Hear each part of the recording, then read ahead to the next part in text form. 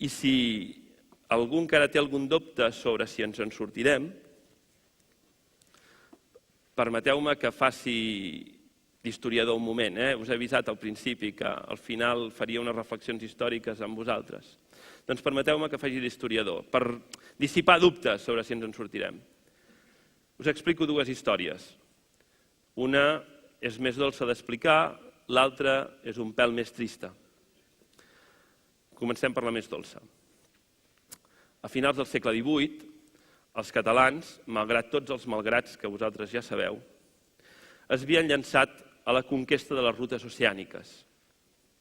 Ja havíem començat a internacionalitzar-nos.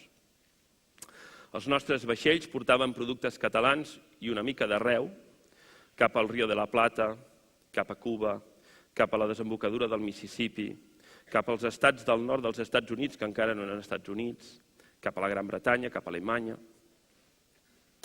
En aquella època, alguns vaixells catalans s'anaven cap a Nova Orleans i compraven cotó, aquell cotó que nosaltres no teníem. Recordeu, no teníem ni cotó, ni ferro, ni carbó. S'anaven a Nova Orleans i compraven cotó. El carregaven en un vaixell i el portaven fins al port de Barcelona. El descarregaven i el carregaven amb un carro. Agafaven el carro i se n'anaven cap a Manresa, passant al costat del Bruc, per allà Can Massana, i baixaven per Salelles fins a Manresa. Quan arribaven a Manresa, el camí de carro s'acabava. Ja està, les infraestructures allà s'havien acabat. I havien de descarregar el carro i carregar un tren de mules, i mules amunt, pel Llobregat, cap a Berga. I vosaltres direu, què anaven a fer a Berga aquesta gent amb un cotó de Nova Orleans? Doncs s'anaven a afilar-lo amb una bergadana, amb una filadora. El filaven en la bergadana i un cop filat, carregaven el fil en el tren de mules, baixaven fins a Manresa, descarregaven les mules, carregaven el carro, anaven fins a Barcelona, descarregaven el carro i el portaven a una empresa tèxtil on teixien el fil. Després d'això, tornaven a carregar el carro, el portaven fins al port de Barcelona, descarregaven el carro, carregaven un vaixell i se'n anaven a Amèrica a vendre teixit. I sortia a compte.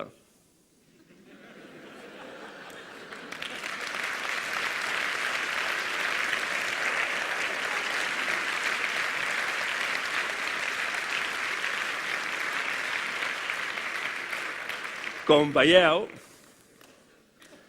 el somriure és inevitable perquè, com veieu, els catalans fem coses increïbles que no és capaç de fer ningú més del món. Anar a comprar un producte, fer-lo creuar 2 vegades l'Atlàntic i que encara surti a compte. Per tant, no hem de tenir cap por, segur que ens en sortirem. Però si tot i així hi ha algú que és persistent en el dubte, sempre hi són, Sempre hi ha algú que no s'ho vol acabar de creure. Sempre hi ha un Sant Tomàs, diguem-ne. Doncs ara us explicaré una altra història per demostrar que sí que ens en sortim, fins i tot de les situacions més difícils. És una història trista, però espero que me la sapigueu perdonar i que l'entengueu amb la seva voluntat didàctica.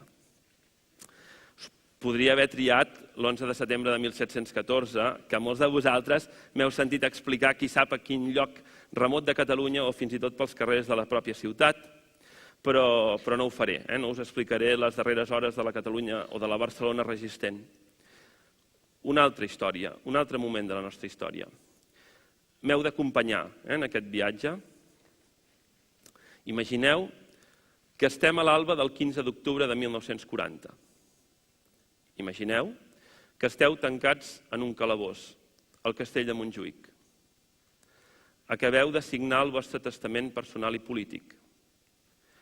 L'heu acabat amb una frase preciosa: per Catalunya, i per tot allò que representa de pau, justícia i amor.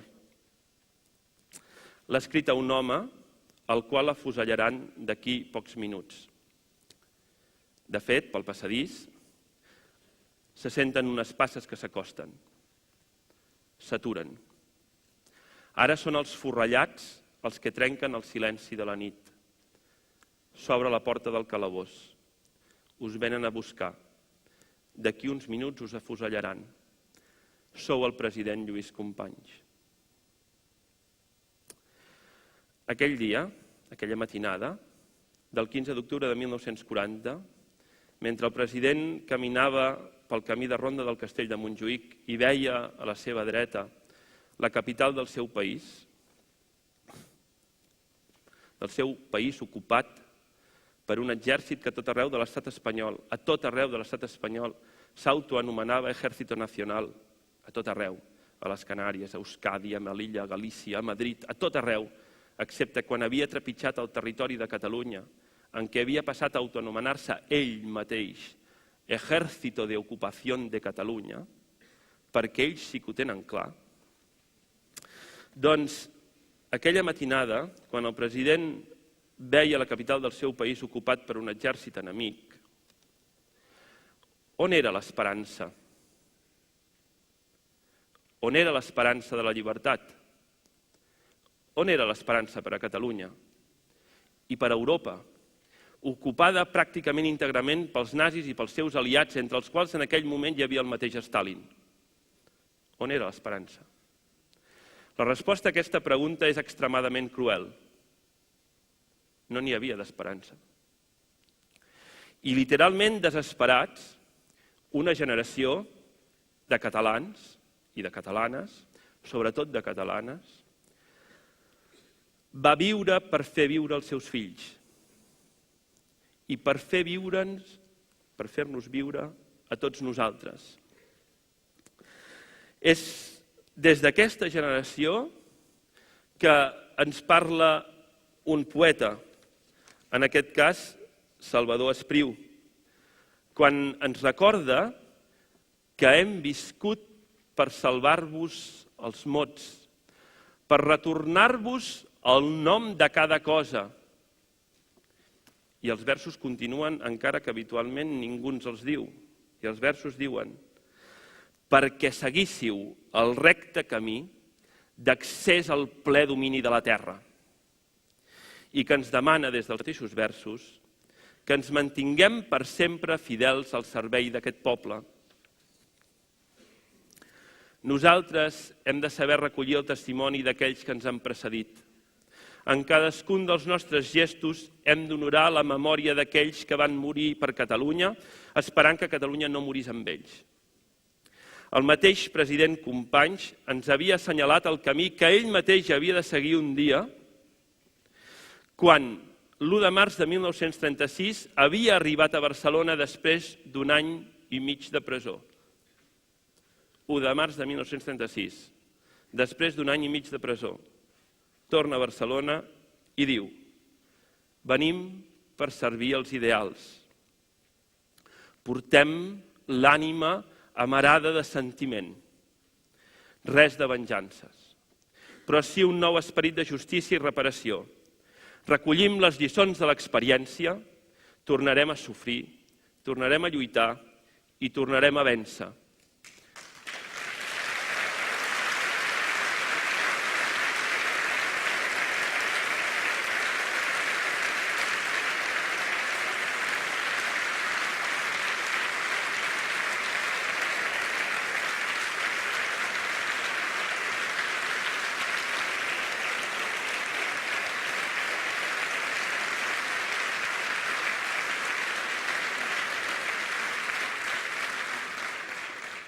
Jo sóc historiador, no sé si ho havíeu notat.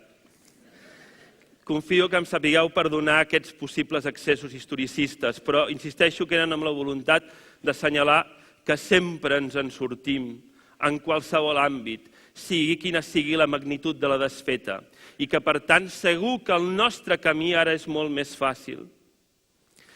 I en tot cas també, perquè sóc historiador, estic convençut que les millors pàgines de la història del nostre país són les que encara hem d'escriure, són les que hem d'escriure tots nosaltres.